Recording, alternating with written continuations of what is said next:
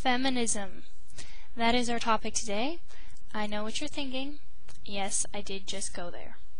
We're going to delve into part 1 of a video series that I hope to do on feminism, what it is, what the results have been, the consequences, the backlash, the male backlash, how it affects our families, our communities, our society as a whole, our entire country for that matter, and where it's coming from. First of all, I want to say that after all of this Wisconsin state capitol business that I've been doing, I got some very, very thoughtful messages from people warning me about my safety. Thank you very much. I was careful while I was there. I made sure I stayed by the cops most of the time. Although I don't know how much good it would have done me. I never know whose side they're on, but made sure no one was following me home. You really never know with those guys. But no, came away from that without a scratch, except on my my mental sanity. Okay. I also got a message, a very good reminder on my last video from subscriber Pinegrove33, otherwise known as Bernard Chapin of Chapin's Inferno, a wandering cauldron of politically incorrect commentary. Definitely subscribe to him. He has some awesome stuff. Especially you guys. He's there for the guys. He said, I think you should say nothing to them, as you can convince the left of zero. Isn't that the truth? We are in the market of persuading independents. Leftists are mental patients, not run-of-the-mill Democrats. Those freaks are leftist diehards, etc. So true. Good reminder, because in this culture war, in this political war, there are battles being fought on many fronts at the exact same time, and we need to wisely pick our battles. So, thank you, sir, for that reminder. Alright, I saw a internet quote that goes, "Guys don't know how to treat girls anymore." I believe that's why the lesbian rate is going up. That's right, they don't know how to treat girls, and that's because everyone's telling them something different. Women themselves are giving them mixed signals. I would say that guys and girls don't know how to treat each other anymore. And there are many reasons for that. Is there anything guys don't get blamed for these days? Seriously, everything. Women's issues, family issues, national issues, it doesn't matter what it is, it's always men. Damn those male chauvinist pigs. I mean, really? Of all the cross-sections of society to blame these days for our problems, people act as if women haven't been liberated yet. As Phyllis Schlafly says, women are the most privileged creatures to ever walk the face of the earth. In this country, at least. I want to start off by jumping on the social bandwagon and saying, I'm offended. I am. It seems like the thing to be is offended by something these days. Everything's offensive to someone, isn't it? You know, in the age of tolerance, everyone is more offended than ever. Personally, I'm offended by the term empowerment. It implies that I am lacking something on my own. I'm not good enough the way God made me.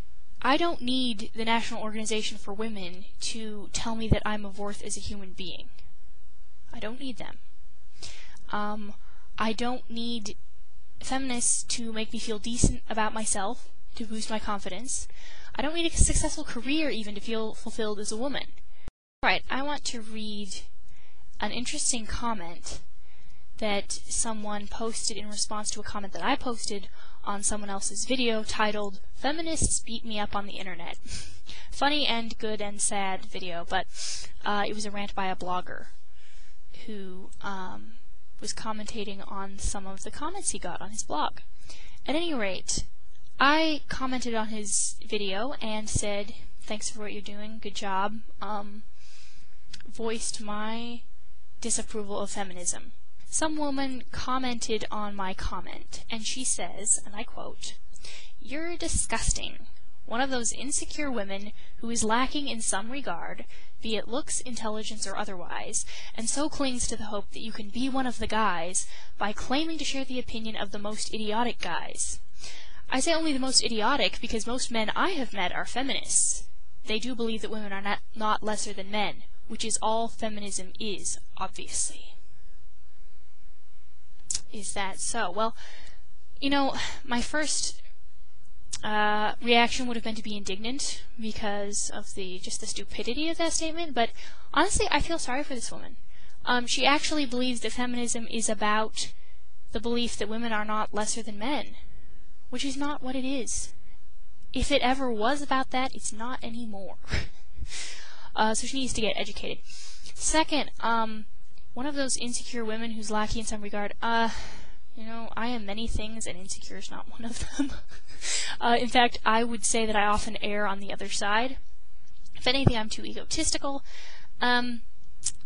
I'm sorry, but no one who knows me would ever label me insecure. I'm not bragging, I'm just saying that as a matter of fact. Looks, intelligence, or otherwise, you know I'm not the hottest chick on the planet by a long shot, nor do I have a PhD, but I haven't, I don't normally get criticism for my looks or my lack of intelligence, so, coming from someone who doesn't even know me, I just find it amusing. By the way, I understand the crowd that she's referring to when she talks about the women who are lacking in some regard and so hope to be one of the guys by siding with them against feminism. I know those types, I'm familiar with those types. They're the same kind of girl who will pretend to be, who will act lesbian with her female friends because she thinks that guys find it hot. Yes, ultimately they're seeking the approval of the guys or want guys to be attracted to them, so they become whatever it is that they feel that they want. She can't fathom, apparently, that I could disapprove of feminism because I believe that it's disastrous to our culture and because I believe it's a big fat lie. She thinks the only way I could actually be an anti-feminist is because I want guys to like me. Oh. I'm sorry to burst the old bubble here. So what is feminism anyway? Because there seems to be a great confusion, a great misunderstanding between people as to what it actually is. And what it was and what it is are two different things. And then what it is and what it is being sold as are two different things as well. Let me first say that feminism is not about women's rights or equal opportunity anymore. That may have been how it started out. Yes, women weren't allowed to vote once upon a time. Feminism is now merely a tool of the liberal, read socialist, agenda. In order to fully understand how the socialists have hijacked the feminist movement, you need to understand that socialism and communism is not dead. There's not a lot of talk about communism anymore. The Red Scare of the 50s seems to be over. That's because it's been repackaged. It's being sold as something else. Exact same goals, exact same ideologies, exact same philosophies, different name. There isn't anything new under the sun. It's just relabeled, resold as something else. I've said it before, I'll say it again. Political correctness is cultural Marxism. That's not insane to say. That's not wacko, that's not a little extreme. It's a fact. Cultural Marxism has been repackaged and sold to the culture as political correctness because no one will accept, at least most of the country will not accept Marxism under that label, but they will if you call it political correctness. Call it something else, people swallow it whole. So the eventual goal of the liberals, the socialists, is socialism / Marxism / communism. I know there are purists out there screaming at me right now, there are differences between those philosophies, they're not exactly the same. I know, I'm not an idiot, but they are all the same worldview. They are. Same worldview, slight technical differences, not anything significant.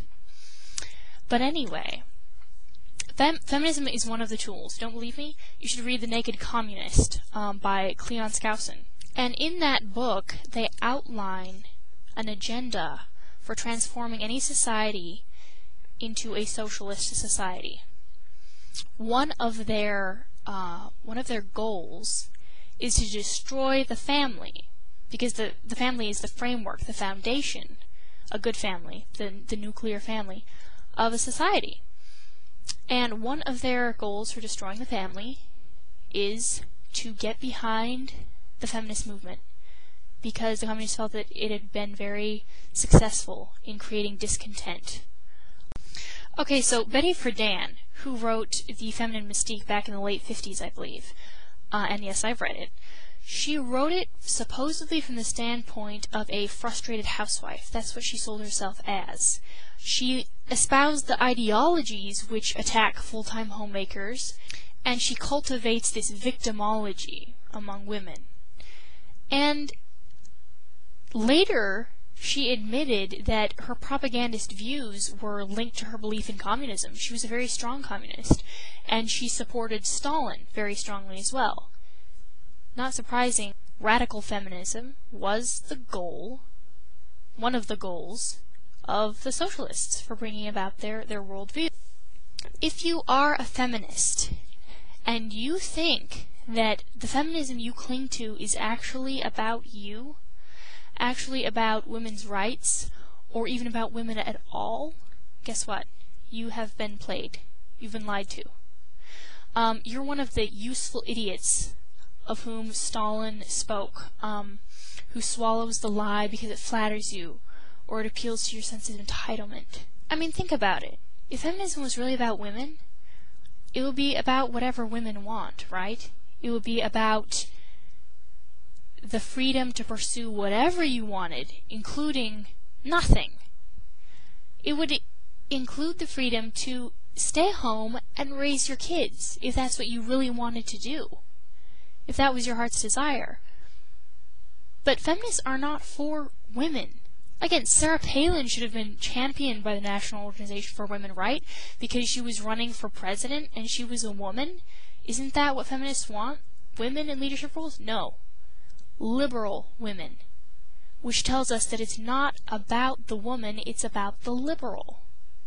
For every action, there's an equal and opposite reaction. It's a matter of science and of common sense.